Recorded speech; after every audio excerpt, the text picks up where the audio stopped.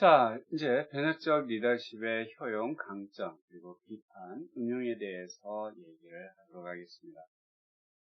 실제 변혁적 리더십의 만족 혹은 효과, 효과라고 하는 거 이제 어떤 측면에서 바라보면 지금까지와는 다른 다양한 시각, 광범위한 시각을 보여주고 있다. 지금까지 이제 여러분들 처음에 특성이라고 하는 거, 행동이라고 하는 거, 상황이라고 하는 거, 카리스마 리더십, 변혁적 리더십까지 왔어요. 근데 기존의 리더십의 어떤 변수가 한정되어 있다라고 하는 측면에서 이루어졌다면, 여기는 실제 아무래도 그거보다는 좀 더 넓은 포괄적인 부분을 접근하고 있다라고 하는 거죠. 그래서 이제 리더들이 조직에서 중요한 변화를 어떻게 시작하고 전개하며 시행해 가는가를 설명하고 있어요. 그래서 변혁적 리더들은 부하한테 권한을 위임해주고 변화 과정에서 부하들의 능력을 키워나가려고 한다라고 하는 거죠. 리더들은 구성원들의 공공의식, 공익의식을 갖다 높이고 다른 사람들 위하여 그들 자신의 이익을 초월할 수 있도록 하기 위해서 노력해요. 실제 이제 아시아권 연구에서는 타이완에서 32개 회사의 상위계층 리더십 연구를 통해서 변혁적 리더십은 조직의 혁신과 직접적으로 관계가 있다. 즉, 변혁적 리더가 조직의 혁신을 갖다가 이끌어내는데 긍정적으로 작용하더라라고 하는 부분이 있는 거죠. 변혁적 리더십은 조직 구성원들이 권한이임을 실감하고 새로운 일들을 자유롭게 토의하고 시도하는 조직 문화를 만들어낸다라고 하는 것이죠. 또 변혁적 리더들은 변화를 이룩하기 위해서 스스로가 부하들에게 강력한 역할 모델이 되고 있다. 이 역할 모델이라고 하는 건 이제 앞에서도 말했습니다. 카리스마에서 나오는 부분인데, 근데 이제 여기에 도덕적인 가치, 이런 부분이 등장하죠. 자, 그들은 이제 자신감에 차 있고 유능하며 논리 정연할 뿐만 아니라 뚜렷한 이상을 설득력 있는 말로 표현한다. 그리고 부하들의 말에도 귀를 기울이며 반대 의견에 대해서 비교적 개방적이다라고 하는 거죠. 리더와 부하 사이에는 빈번히 협력적 분위기에서 이루어진다라고 하는 거죠. 그리고 부하들은 변혁적 리더한테 뒤치지 않으려고 하고 본받으려고 해요. 이거는 카리스마에서도 나오는 것 같은데요. 그렇죠. 근데 이제 변혁적 리더들을 신뢰하죠. 앞에서는 순응하고 복종하는 측면이었다라고 하면 여기서는 신뢰라. 자신들의 리더가 내세우고 있는 아이디어를 실현 가능한 것으로 믿게 되죠. 변혁적 리더가 비전을 제시하는 것은 일반적인 형사입니다. 어차피 이제 카리스마도 마찬가지로 그런 비전을 보여주죠. 비전은 조직의 다양한 하부 단위들과 구성원들의 집단적 관심사에서 나온다. 그리고 비전은 변혁적 리더십의 초점이다. 비전은 리더와 조직이 나아갈 방향을 안내하는 개념적 안내도다라고 얘기하고 있죠. 실제 리더십의 변혁적 접근은 리더들로 하여금 사회적 건축가, 이것이 되도록 한다라고 하는 것이죠. 즉, 어떻게 조직의 가치를 갖다가 만들어야 될 거냐라고 하는 걸 설계하는 측면에서 접근을 하고 있죠. 그래서 이걸 갖다 구체화하도록 만든다. 제도화하도록 만든다라고 하는 것이죠. 실제 변혁적 리더는 조직에서 새로운 방향을 제시하고 그것을 실행하는 주역으로서의 역할을 한다라고 하는 거. 체인지 에이전트, 변화관리사로서의 역할을 한다라고 하는 거죠. 변혁적 리더들은 불확실성을 뛰어넘어 변화를 창출해내는 사람이다. 솔직히 이게 참 어려운 거죠. 불확실성을. 제리 맥과이어도 처음에 본인이 이제 스포츠 에이전트라고 하는 거 이래야 된다라고 하는데 회사에서 잘렸어요. 그리고 본인이 만들었지만 정말 어려워요. 안 돼요. 누구도 자기한테 선수를 갖다 그 선수 내가 소속사로서 그 회사를 선택하지 않죠. 이러한 변화들을 어떻게 풀었으면 뛰어넘을 거냐. 이러한 상황에서 어떻게 변화를 창출해낼 거냐. 그런데 결국은 원칙이 이긴다라고 하는 게 이제 제리 맥과이어는 보이죠.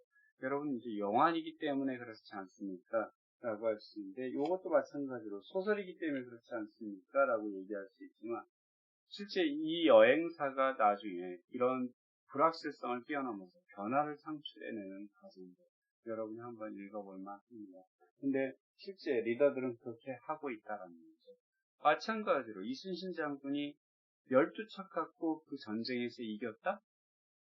이미 그 앞에서 있었던 이제 300척, 다 칠전량해전에서 다 파괴되고, 겨우 그때 배설이 12척 가지고 숨었던 그 12척 찾아와가지고 전쟁을 다시 해서 이기죠. 그게 어차피 불확실성 안에서 아예 진짜 그게 바로 계란으로 발치기 아닐까요? 그런데 거기서 변화를 성취해내지 않습니다. 전반적인 리더십 과정에서 변혁적 리더들은 사람들과 더불어 효과적으로 일하는 사람들, 조직 구성원 스스로 행복을 느끼게 하고 보다 큰 가치를 위해서 헌신하게 한다. 실제 변혁적 리더십의 이제 강점, 첫 번째가 변혁적 리더십은 많은 다양한 시각에서 광범위하게 연구되었다. 그리고 대규모 조직의 저명한 리더들과 CEO들을 대상으로 하는 일련의 정치적, 정성적 연구들을 포함하고 있다는 거죠. 정성적 연구라고 하는 이제 계량적 연구라고 하는 건 통계적으로 그 수치에 의해서 만들어지는 연구라면, 정성적인 연구라고 하는 건 인터뷰 측면에서 접근하고 있는 것들을 정성적 연구, 질적 연구라고 하죠. 이제 학술지에 상당수의 논문이 그것이었다라고 앞에서 이미 얘기했었어요. 변혁적 리더는 직관적 매력을 가지고 있다. 실제 변혁적 시각은 리더가 어떻게 선두에서 변화를 주장하고 옹호하는가, 즉 변화 관리자로서 역할을 하는가라고 하는 걸 갖다가 보여주고 있다라고 하는 거죠. 사람들이 변혁적 리더십에 대한 매력을 느끼는 것은 그들이 변혁적 리더십을 의미 있는 것으로 이해하기 때문일 것입니다. 리더가 미래에 대한 비전을 제공한다는 것은 결국 매력적인 일이다 라고 하는 거죠. 실제 변혁적 리더십은 리더십을 부하들과 리더 사이에서 일어나는 과정으로 설명하고 있다라고 하는 거죠. 즉 상호작용 과정이다라는 거죠. 부하의 욕구와 리더의 욕구가 모두 결합되어 있는 과정이다. 그래서 이 리더십이 결국은 리더십이 이제 구성원들이 조직의 목표 달성을 위해서 나아가게 만드는 게 리더십이라고 했을 때, 리더 혼자만의 책임이라기보다는 리더와 부하 간의 상호작용으로 나타나는 현상이다라는 거죠. 그렇기 때문에 실제 부하들에 대해서 리더는 관심을 가지고 알아야 된다라고 하는 거죠. 왜? 부하들의 속성이라고 하는, 즉 부하들의 능력, 가치관, 태도가 결국 변화 과정을 갖다가 이끌어가는 데 있어서의 수단, 결정적인 수단이기 때문이죠. 그래서 이걸 알아야 된다라고 하는 거고, 그 다음에 변혁적 리더십은 다른 리더십 모델들을 확대한 보다 넓은 관점을 제시하고 있다. 아까 이제 넓은 시각을 제시하고 있다라고 했죠. 부하들이 목표를 달성하면 리더는 거기에 대해 보상을 제공하는 식의 과거의 교환관계, 과거에는 이제 거래관계에 초점을 맞췄는데, 여기서는 이 변혁적 리더십은 보상의 교환뿐만 아니라, 즉 거래적 리더십뿐만 아니라 부하의 욕구와 성장에 대해서도 주의를 기울인다라고 하는 거죠. 즉 단순히 부하가 성과를 달성했다라고 해서 그에 맞는 합당한 보상을 주는 것, 그 이상으로 뭐예요? 부하들의 성장, 이걸 갖다 부하들이 이제 계속 성장시키는 거, 여기에도 관심을 가지고 있다라는 거죠. 자, 변혁적 리더십은 부하들의 욕구와 가치관 그리고 도덕성을 강조한다. 그래서 이게 기존의 카리스마 리더십과의 차이점이죠. 실제 번즈는 변혁적 리더십은 구성원들로 하여금 보다 높은 수준의 도덕적 책임감을 갖도록 해야 한다고 주장합니다. 자기 자신의 이익을 초월해서 팀과 조직 그리고 공동체의 이익을 위할 수 있도록 부하들을 동기유발하는 노력이 포함된다라고 얘기하고 있죠. 자, 여기서 그래서 여러분 리더십에서 유사 리더십, 가짜 리더십과 다른 건 뭐예요? 내가 내 개인적인 목표를 초월할 거냐, 개인적인 이익을 갖다가 향해서 가느냐, 아니면 공공의 이익을 위해서 가느냐, 조직의 이익을 위해서 가느냐, 요 차이다라는 거죠. 개인적인 이익, 조직의 이익. 리더가 결국 추구하는 바는 조직의 이익이지 개인적인 이익이 아니다라는 거죠. 변혁적 리더십은 도덕 수준의 향상을 위한 노력인 것이다. 변혁적 리더십이 이 같은 도덕적 측면을 포괄하고 있다라고 하는 측면도 앞에 다른 리더십과 다른 거다라고 합니다. 그러면서 이 변혁적 리더십 이후에 진정성 리더십, 윤리적 리더십 이러한 요소들이 등장을 하게 된다라고 하는 거죠. 자, 도덕적 측면을 강조하기 때문에 히틀러와 이제 이런 짐 존슨, 여러분 짐 존슨은 인터넷 찾아보면요. 존스타운 신도들에게 전원 은독 자살을 강요해서 900명이 사망했어요. 그리고 데이비드 크래시 같은 경우도 마찬가지로 다이크의 교주로서 종말론을 주장한 사람들이죠. 이런 사람들, 그리고 독재자들에 의한 강제적 권력의 사용은 이 변혁적 리더십에 해당이 안 된다라고 하는 거죠. 자, 변혁적 리더십은 부하의 만족이나 동기부여, 업적과 정적인 상관관계를 보여주고 있다. 즉, 이런 리더십이, 변혁적 리더십이 부하의 만족을 높여준다, 부하의 동기부여를 높여준다, 그리고 업적을 갖다가 높여준다라고 얘기하고 있다라는 얘기예요. 그리고 변혁적 리더십은 다양한 상황에서도 효과적으로 작용된다라고 하는 부분을 얘기하고 있어요. 자, 지금까지 강점이었다라고 한다면 마찬가지로 이 변혁적 리더십에 대한 비판도 있겠죠. 실제 첫 번째 비판으로는 변혁적 리더십은 개념적 명확성이 부족하다라고 하는 부분이 있어요.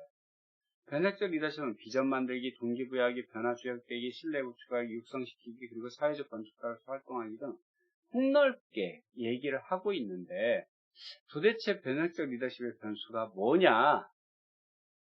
라고 얘기하기가 어렵다라고 하는 거죠. 자, 그 다음에 또 하나 변혁적 리더십의 요인이라고 하는 변수가 있어요. 그 코아이라고 영감적 동기부여, 지적 자극, 개별적 배려, 이상적 영향력이라고 하는 것들이 존재했었는데 이 변수들 간에 중복되더라라고 하는 거죠. 즉 이 변수들이 별개로서 명확하게 구분이 되느냐? 그렇지 않다라는 거죠. 변혁적 리더십의 다른 유사한 개념과 중복이 되기도 하고요. 종종 카리스마 리더십하고도 유사하게 취급되고 있는 부분도 있다라고 하는 거죠. 변혁적 리더십이 갖는 또 하나의 비판은 실제 측정 방법의 문제를 언급을 하고 있어요. 실제 과거에 15년 동안 계속 MLQ라고 하는 측정치를 사용하였는데 이게 타당성이 있냐라고 하는 문제가 있어요. 예를 들어 여기 이제 아까 얘기했던 네 가지의 변수들 요인들 이 요인들이 서로 간의 상관관계가 높더라. 즉 상관관계가 높다라는 얘기는 뭐예요? 동일한 얘기를 설명하고 있다. 예를 들어 이상적 영향력이라는 게 영감적 동기부여, 그 다음에 영감적 동기부여나 개별적 배려나 지적 자극 얘네들이 다 유사한 개념 아니냐. 상관성이 높다라는 건 유사한 개념 아니냐라고 하는 거예요. 이게 정말 구분이 되는 거냐, 별개의 요인이냐라고 하는 거죠. 그 밖에도 변혁적 리더십의 어떤 요인들은 거래적 리더십의 요인, 즉 자유방위적 리더십 요인과도 상관성이 있는 걸로 나타나고 있다라고 하는 거죠. 그것은 변혁적 리더십의 요인들이 변혁적 리더십 모델에만 있는 특유의 요인이 아니라고 하는 부분이죠. 실제 시각을 넓히지만 이 사용되는 변수들에서 정말 이게 변혁적 리더십에서만 사용되는 변수여야 그런 측면에서는 좀 이해하기가 어렵다라고 합니다. 그러다 보니까 이제 제가 전에 이런 얘기를 했어요. 이 이후에 나오는 다양한 리더십 이론들은 다 변혁적 리더십의 아류작이다. 결국 왜? 여기서 나와 있는 개념들이 명확하게 이거다라고 하는 걸 정하지는 않고 다양한 분야의 개념들을 포괄하고 있어요. 그러다 보니까 여기서 각각 하나씩 떼다가 리더십 이론들을 만들어낸 게 결국은 이 이후에 모든 나와 있는 리더십 이론들이 여기에 해당된다라고 저는 생각을 해요. 자, 실제 이제 요거는 세 번째 비판이라고 하는 건 리더십을 훈련될 수 있는 행동이라기보다는 개인적 성격 특성이나 개인적 성향으로 다룬다라고 하는 측면도 좀 존재한다는 거죠. 실제 이미 앞에서 이거는 이제 행동 측면에서 접근하고 있다라고 하는 쿠제와 포스나의 연구도 있지만 또 다른 측면에서는 이렇게도 바라보고 있다라고 하는 부분이 있어요. 근데 변혁적 리더십이 만약에 성격 특성이라면 리더십을 훈련시킨다는 것은 사람에게 자신의 성격을 바꾸는 방법을 가르친다고 하는 것이 이게 참 어려워요. 자신의 성격을 바꾸는 방법? 이거 어떻게 바꾸냐? 물론 바꿀 수는 있어요. 근데 참 어렵다라고 하는 거죠. 그래서 이걸 갖다가 과연 여기에서 학자들이 이제 나름대로 이건 성격 특성을 얘기하고 성격 특성을 얘기하고 있는 거 아니냐 라고 하는 부분에서 과연 이걸 갖다가 그렇게 받아들여야 될 거냐라고 하는 문제가 존재한다라고 하는 거죠. 자, 이 웨버와 하우스 그리고 바스와 같은 학자들은 변혁적 리더십을 리더 행동과 관련해서 리더가 부하들에 대해서 어떻게 행동하는가 이걸 강조했어요. 그런데 아까 앞에서 얘기한 것처럼 몇몇 그 시각이 성격 특성으로 바라보고 있다라고 하는 거죠. 실제 변혁적 리더라고 하는 단어가 리더십 과정에서 한 사람, 즉 리더가 주역을 담당한다는 이미지를 낳고 있기 때문에 카리스마처럼 리더가 변하지 않죠. 이걸 이끌어가는 사람이다라고 하는 이런 인식 때문에 이런 비판이 나오지 않았을까라고 하는 생각이 들어요. 예를 들어 이제 비록 비전 만들기가 부하들의 자발적 참여와 개입의 정도를 갖다가 언급하고 있음에도 아무래도 이제 변혁적 리더들은 환상을 쫓는 사람이다라고 하는 이런 경향들이 있을 수 있다라는 거죠. 뿐만 아니라 이런 변혁적 리더들은 다른 사람들을 변혁시키는 특별한 자질을 가진 사람으로 보는 경향도 있다. 원래 이걸 갖다 처음에 학자들은 얘기하지 않았지만 이렇게 바라보는 시각들이 있다라고 하는 거죠. 결국 뭘로? 변혁적 리더십을 성격 특성으로 바라보고 있다. 카리스마처럼 이런 측면도 비판의 대상이 되고 있어요. 근데 일반적으로 또 이렇게 바라보는 사람도 있는데 실제 변혁적 리더십에서는 성격 특성으로 바라보지는 않는다라고 하는 거. 네 번째 비판은 이제 변혁적 리더십이 선택된 엘리트의 것이다. 그리고 반민주적이다라고 얘기하는 거예요. 왜 그럴까? 변혁적 리더들은 종종 변화를 창조하는데 직접적인 역할을 하고 비전을 만들어내면 새로운 방향을 지향합니다. 오히려 이 같은 점이 변혁적 접근법에서 리더를 부하들과는 별개의 독립적으로 행동한다라고 별개의 것이다라고 바라보는 경향도 있다라는 거죠. 앞에서 이제 이 변혁적 리더십은 누가 부하와 그 리더라고 하는 것은 같이 만들어가는 상호작용 과정이라고 얘기했는데 이걸 갖다가 이제 다른 측면에서도 바라보고 있는 사람도 존재한다라는 거죠. 실제 또 이제 부하들의 필요를 고려하지 않는다는 인상을 주기도 합니다. 엘리트주의라는 비판은 변혁적 리더들은 지시적이고 참여적일 수 있을 뿐만 아니라 민주적이고 권위주의일 수도 있다고 주장한 바스와 알보리오에 의해서 반박을 받고 있긴 해요. 그런데 비판의 본질, 실제 변혁적 리더십의 타당성, 이 변수들 간의 개념 타당성에 대한 의문을 제기하고 있는 것이기도 하죠. 자, 이 같은 비판과 관련해서 어떤 사람들은 변혁적 리더십이 영적 리더십 이런 거다라고 얘기하는 사람이 있어요. 그런데 굳이 그러지는 않는 것 같습니다. 그렇게 바라본다라고 하는 거죠. 제가 지금 여기 비판에 나와 있는 부분들은 제 개인적으로는 동의하지 않는 내용들이지만 학자들이 이제 계속 연구하면서 이렇게 주장을 하다 보니까 그런 것들이 이제 비판이 들어가 있는데 저는 개인적으로 그렇게 바라보지는 않는 것 같습니다. 변혁적 리더십은 부하들이 예상 밖으로 기대 이상의 일을 하게 하는 것이라는 기대 이상의 일을 하게 하는 것은 리더라는 것을 강조하기 때문이다라고 하는 거죠. 또 리더에 초점을 맞춤으로써 연구자들은 리더십의 공유, 상호적 영향관계에 대한 주의를 기울이지 못하게 된 것이다라고 얘기하고 있어요. 그런데 저는 변혁적 리더십 오히려 구성원들의 관심을 가지고 그들을 이끌어주고 한다는 건 상호작용이지 리더 혼자 하는 것이 아니다라고 저는 생각을 하는데 하여튼 이렇게 지금 바라보는 사람도 있다라는 거죠. 또 다른 비판은 변혁적 리더십 접근법이 기본적으로 조직의 고위계층에서 일하는 리더들로부터 수집된 정보이기 때문에 그들의 리더십이지 이 밑에 안에 조직 안에 있는 구성원들한테 적용되는 리더십은 아니다라고 얘기하는 거죠.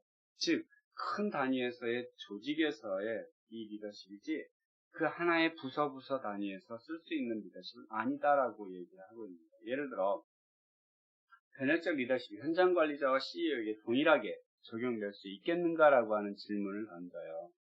일선 감독자와 부서장이 기업 조직의 고위층 관리자들과 인터뷰를 통해서 얻은 자료를 근거로 하여 만들어진 모델이라고 해서 실제 여기서 내가 여기에 맞는 나에게 맞는 적합한 리더십을 배울 수 있을까? 바스와 그의 동료들은 변혁적 리더십의 가정들을 입증하기 위해서 모든 계층의 리더들을 대상으로 한 계량적 연구의 결과를 보고하기는 시작했어요. 그러나 실제 이게 하위 계층, 조직 내 하위 계층에서도 적용될 수 있을까라고 하는 부분도 있어요. 앞에서는 분명히 이 변혁적 리더십이 바스 어차피 얘기했어요. 모든 계층에서 적용될 수 있다라고 얘기를 하고 있는데 정말 그럴까라고 하는 의문도 있는 것도 사실이에요. 마찬가지로 이제 변혁적 리더십에 대한 마지막 비판으로서 이 리더십의 남용 가능성을 얘기하고 있어요.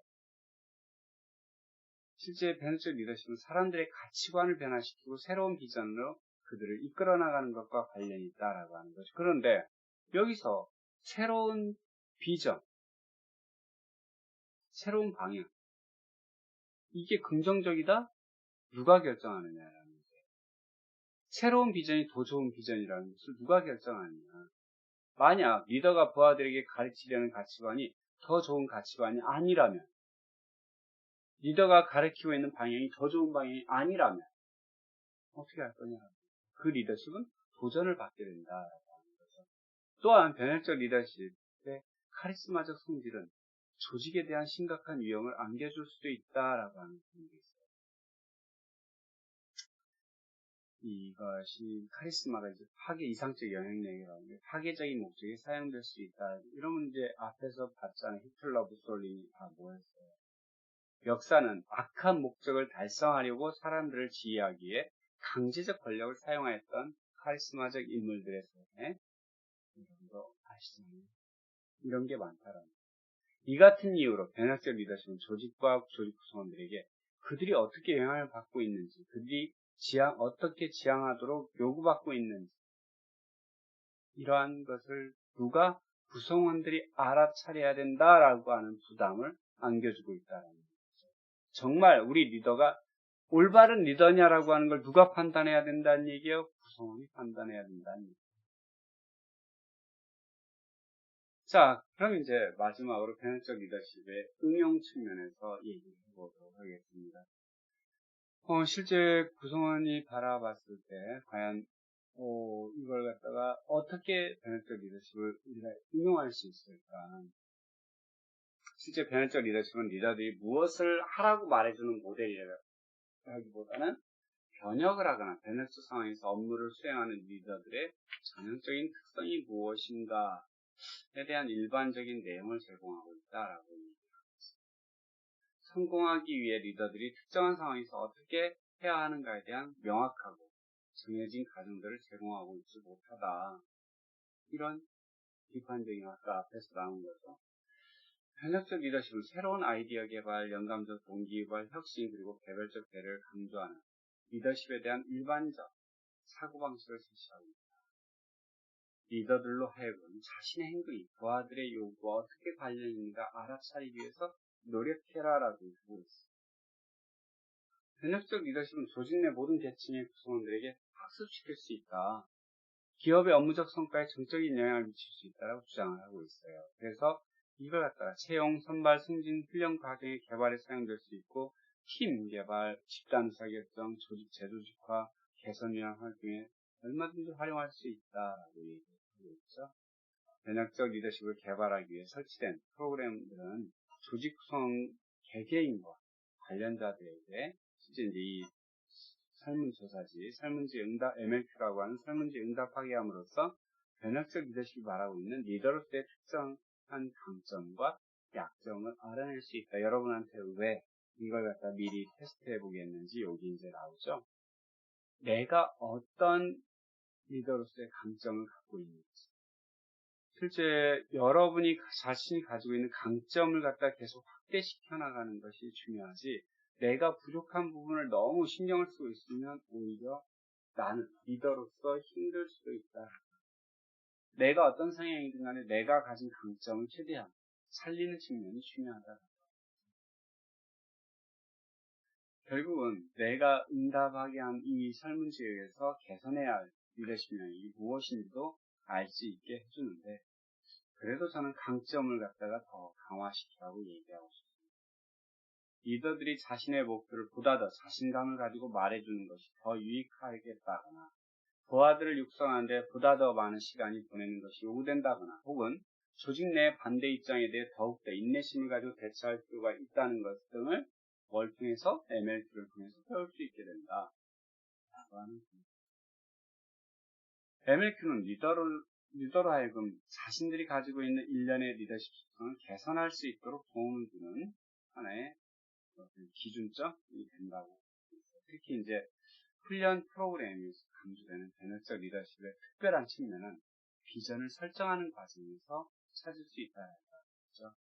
예를 들어 훈련 프로그램이 실시된 동안 리더들에게 자신의 향후 5년간의 경력 계획뿐만 아니라 앞으로 자신이 속한 조직이 나아갈 방향에 대해서 어떻게 지나가는지를 기록한 자세한 진술서를 쓰도록 하는 것도 상당히 좀 의미가 있다라고 하는 거죠.